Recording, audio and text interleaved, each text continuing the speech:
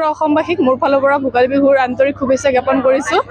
অতীজৰে পৰা আমি নজনা দিনৰে পৰা ইয়াতে মাঘ বিহুৰ দিনা মাঘী মেলা উদযাপন কৰা হৈছিল। তাৰপিছত এই মাঘী মেলাৰে এক সুপৰিকল্পিত আৰু সুশৃংখলিত ৰূপ হৈছে মণিকুট উৎসৱ। তাৰপিছত 1992 চনত বাবৰি মছজিদ ধ্বংসৰ পিছত হাজো আঞ্চলিক ছাত্ৰ সন্থাই সম্প্ৰীতিৰ মিলনভূমি হিচাপে হাজোক পৰিণত কৰাৰ বাবে মণিকুট উৎসৱৰ লগতে সমন্বয় শোভাযাত্ৰা উদযাপন কৰিছিল। আৰু সেই তেতিয়াৰে পৰা আজিলৈকে এই উৎসৱ চলি আহিছে আৰু আগলৈও চলি যাব। এই উৎসৱত পমক্কা দৰগাহৰ খাদিম চাহেব আৰু হাজো পঞ্চদেৱালৰ দলৈ মহোদয়ে হাতত সমনা পতাকা লৈ আমাৰ হাজোক ত্ৰিবেণী সংগম হিচাপে পৰিণত কৰে। আৰু আমি আজিৰ দিনটোত আমি খুব সুখী হওঁ। আচলতে এটা বছৰ অপেক্ষা কৰা যায়। শেষত পুনৰবাৰ অসমবাসী ৰাইজক ভোগালী বিহুৰ আন্তৰিক শুভেচ্ছা জ্ঞাপন কৰিছোঁ। মই হাজো ছাত্ৰ সন্থাৰ সমূহ কৰ্মীসকলক মই মোৰ ধন্যবাদ আৰু সম্ভাৱনা জনাইছোঁ। ভোগালী বিহুত সেইটো তেওঁলোকে পৰম্পৰাটো ৰাখি আছে। আজিও কিছু বছৰ হৈ গ'ল আৰু এইটো আমাৰ সম্বন্ধটো হাজোৰ যিটো সম্বন্ধই যিটো মিলা প্ৰীতি সকলোৱে যাতে সদ্ভাৱটো বজাই ৰাখে অসম তথা ভাৰতবৰ্ষৰ সকলো নাগৰিককে মই মোৰ তৰফৰ পৰা অনুৰোধ জনাইছোঁ। সদায় আমি শান্তি আৰু মিলা প্ৰীতিৰে ভাই হিচাপে থাকিব লাগিব আৰু চিৰদিনৰ কাৰণে যিকেইটা দিন আছোঁ আমি চিৰদিনৰ কাৰণে থাকিব লাগিব। এইখিনি মই তেওঁলোকৰ ওচৰত অনুৰোধ। এইটো এটা পবিত্ৰ দিন। আজি আমি যাক কয় পবিত্ৰ দিন আগ মাঘ। এইটো আমাৰ হাজোৰ মানে গৌৰৱ, সকলো হাজোবাসীৰ কাৰণে গৌৰৱ তথা অসম গোটেই সকলোৰ কাৰণে আমি গৌৰৱ। হাজো এখন যে আমাৰ মিলা প্ৰীতি মানে সদ্ভাৱ সকলোৱে বজাই ৰাখে সকলোৱে জানে দেখি আছে বছৰ বছৰ ধৰি। আজি সেই দিনটো আজি আহি পৰিছে। সেই দিনটো অনুসৰণ সকলোৱে কৰে, সকলোৱে ৰৈ থাকে টিভিৰ ওচৰত চাবলৈ। এই সম্বন্ধটো মই গম পাওঁ আৰু তেওঁলোককো মই যিবিলাকে আমাৰ এই অনুষ্ঠানটো চাই আছে তেওঁলোককো মই মোৰ প্ৰতি তেওঁলোকক মানে ধন্যবাদ জ্ঞাপন কৰিছোঁ। হাজো এখন মহামিলনৰ ক্ষেত্ৰ। ইয়াত সমন্বয় সম্প্ৰীতি আৰু ঐক্যৰে ইয়াৰ অঞ্চলৰ মানুহে বসবাস কৰে। বিভিন্ন জাতি জনগোষ্ঠীৰ যিটো সম্প্ৰীতি সমন্বয় এইটো যুগ যুগ ধৰি ইয়াত মানুহৰ মাজত শান্তিৰ বাৰ্তা দি আহিছে। হাজো আঞ্চলিক ছাত্ৰ সন্থাৰ এই মণিকুট উৎসৱ আৰু সমন্বয় শোভাযাত্ৰাই যোৱা 32টা বছৰে বিভিন্ন জাতি জনগোষ্ঠীৰ সাংস্কৃতিক দল, বিভিন্ন ধৰ্মীয় অনুষ্ঠানৰ সাংস্কৃতিক দলৰে এই সমন্বয় শোভাযাত্ৰা এই পমক্কাৰ এই দৰগাহৰ পৰা আৰম্ভ হয় আৰু হয়গ্ৰীৱ মাধৱ মন্দিৰৰ প্ৰাংগণত মুকলি সভাৰ জৰিয়তে সমাপ্ত হয়।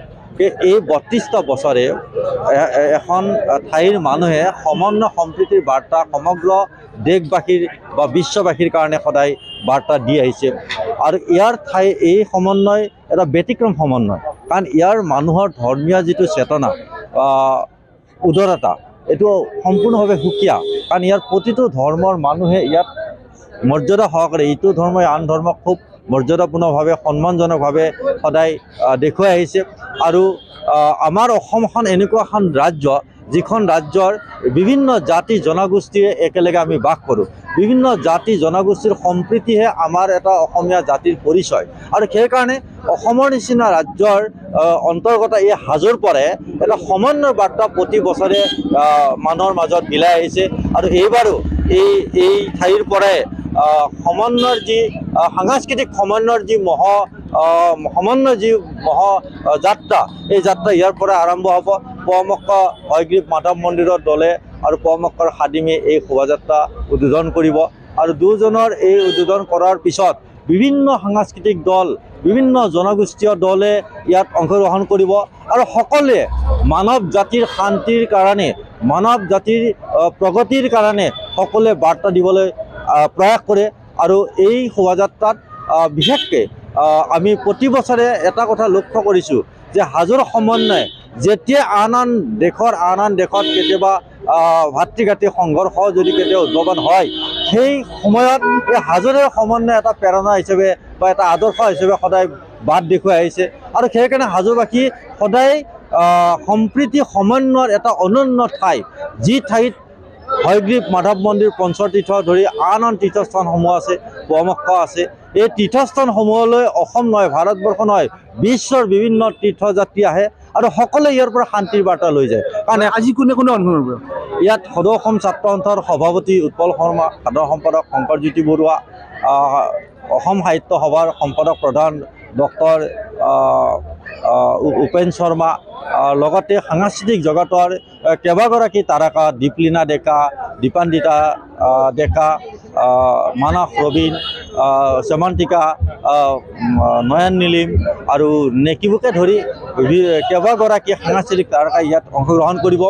আৰু বিভিন্ন সাংস্কৃতিক দলে এই সমন্বয় শোভাযাত্ৰাক এটা ব্যতিক্ৰম এটা মাত্ৰা দিব, যি মাত্ৰাৰে সমগ্ৰ দেশবাসীয়ে বা বিশ্ববাসীয়ে এটা শান্তিৰ বাৰ্তা পাবলৈ সক্ষম হ'ব। কাৰণ শান্তিহে এখন দেশৰ উন্নতিৰ মূল চালিকা শক্তি।